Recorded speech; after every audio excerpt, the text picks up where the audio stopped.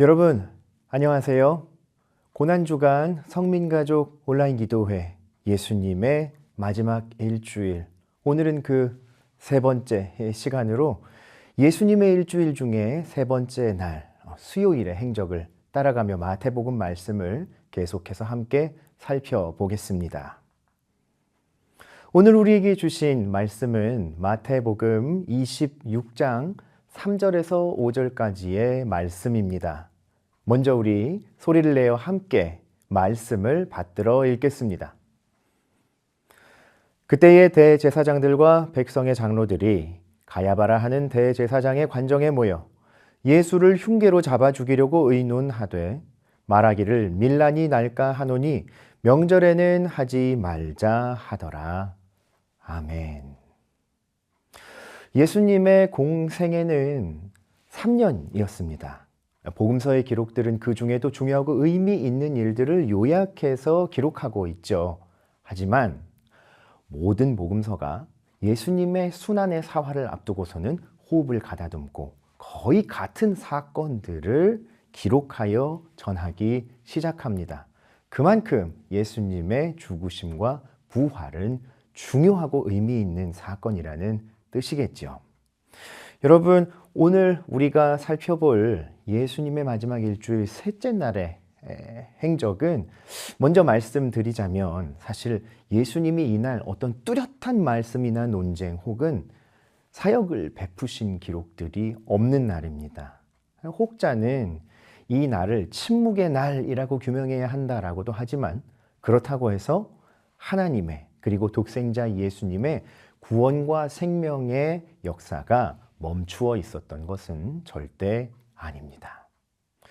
먼저 26장의 3절에서 5절 말씀에는 오늘 함께 살펴본 것처럼 대제사장과 제사장들이 예수님을 잡아 죽이려는 모의를 꾸미는 모습이 나옵니다. 그 다음에는 가룟 유다가 예수님을 배신하는 기사가 나오고 이제 그러고 나면 6월절의 마지막 최후의 만찬 말씀이 나오면서 예수님의 순환사화 도입이 완료되는 거죠. 이 수요일에는 예수님이 아닌 다른 사람들이 예수님의 순환에 대하여 죽으심에 대하여 이야기하는 구절들이 나와 있습니다. 하지만 오늘 이 본문의 말씀을 통해서도 우리는 예수님의 십자가 죽으심의 의미와 그 깊이를 더 깊이 살펴볼 수 있는 단서들을 발견해낼 수 있습니다. 먼저 5절의 말씀을 보면 명절에는 예수님을 죽이지 말아야 하겠다라고 모의하는 장면이 나오죠.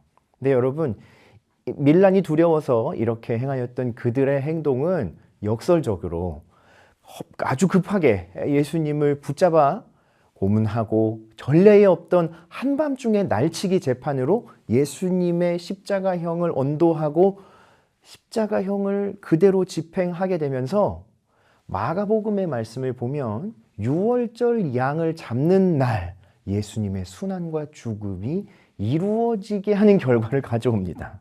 결국 그들의 행동은 예수님께서 6월절 어린 양 제물의 대속주가 되심을 더 분명하게 해주는 근거가 된 것이지요. 이전의 6월절 어린 양의 의미가 출애굽을 위한 마지막 관문이었다면 이제는 죄와 죽음으로부터 사함을 얻는 영생으로 나아가는 첫걸음을 위한 영단번의 제물이 예수님이심을 나타내는 예표가 되는 것입니다. 뿐만 아닙니다, 여러분. 유대 지도자들에 의해서 예수님이 고발을 당하셨고 로마의 법정과 군정 앞에서 십자가형을 언도받으셨죠. 뿐만 아니라 당시에 많은 사람들은 헬라 문화의 사조 가운데에서 예수님이 사람으로 오신 하나님이라는 복음의 진리를 받아들이지 못했습니다. 조롱하고 십자가에서 뛰어내려 보라 라고까지 이야기했죠.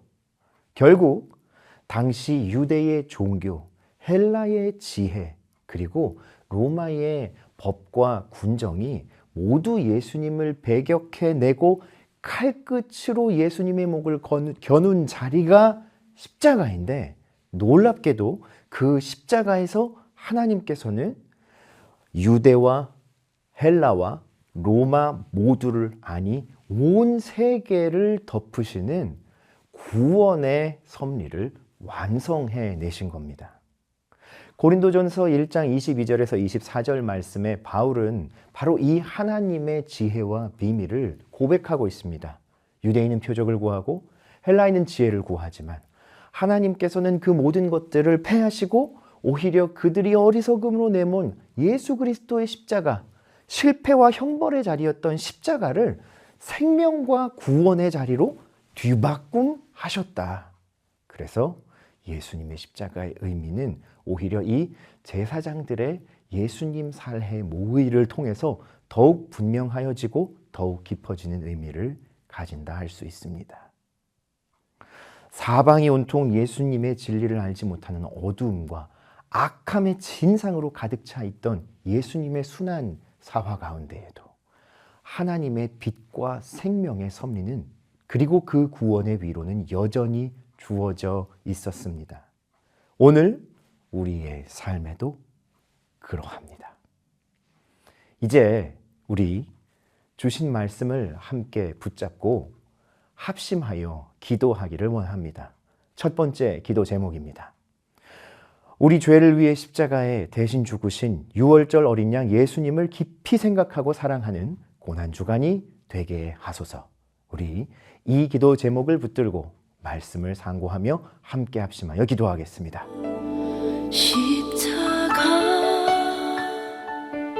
십자가 그 위에 나 죽었네. 그 사랑 내 속에 강같이 흐르네. 하나님의 사랑과 공의의 진리이신 예수님, 우리를 위하여 영단번 죽으시고 부활하셔서 사망과 죄와 죽음으로부터 우리를 구원하신 유월절 어린 양 예수 그리스도를 깊이 생각하며 사모하는 고난주간을 보내고 있습니다. 주님, 그러한 예수님을 의지하여 더욱 주님을 사랑하고 주님을 따르며 예수 그리스도의 십자가 능력을 의지하는 삶을 살아가는 성도들의 삶이 되게 하여 주시옵소서. 예수님의 이름으로 기도합니다. 아멘. 두 번째 기도 제목입니다. 사람의 힘으로는 부인할 수도 막을 수도 없는 하나님의 구원의 뜻을 깨닫고 감격하며 감사하는 삶을 살게 하소서. 우리 계속해서 두 번째 기도 제목을 가지고 함께 기도하겠습니다. 십자가